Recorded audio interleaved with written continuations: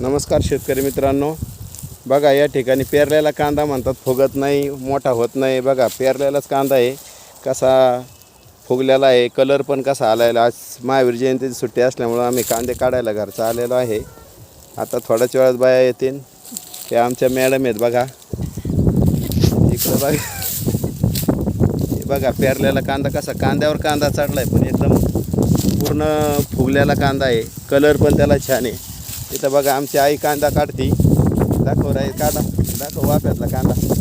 हे बघा पेरलेला कांदा आहे, बघा किती मोठाला आहे.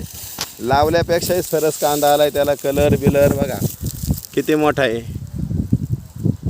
बघा आता इकडं दुसऱ्या वाफ्यामध्ये आमचे वडील कांदा काढत आहेत. नाही काढू द्या ना, दिसू द्या ना लोकांना. उत्पादन खर्च कमी झाला पाहिजे शेतीचा. दाखवा पेरलेला कांदा कसा किती मोठाला, दाखवा. हे बघा,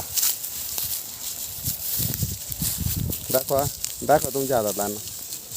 हे बघा पेरलेला कांदा किती मोठा झालेला आहे. उत्पादन खर्च कमी केला पाहिजे शेतीचा. उत्पादन खर्च कमी केला काही बरोबर नफा वाढतो. हे बघा डिगाल टाकलेले इथं, इथं बघा कसं दाखवतो आहे. बघा इथं कांद्या शेजारी कांदा आहे, पण कसा एकदम फुल फुगलेला आहे. तेव्हा शेतकरी मित्रांनो, आपला शेतीचा उत्पादन खर्च कमी केला की नफा आपोआप वाढतो. आता बाजारभाव आपल्या हातात नाही, परंतु शेतीमाल काढणं आपल्या हातात आहे. पेरलेला कांदासुद्धा अतिशय छान येतो आणि 10-12 हजार एकरी खर्च जो लागवडीचा येतो, त्याचं जर आपण खत टाकला तर त्याचं नफ्यामध्ये रूपांतर होतं. त्यामुळं सर्वांनी कांदा आता पेरला पाहिजे. धन्यवाद.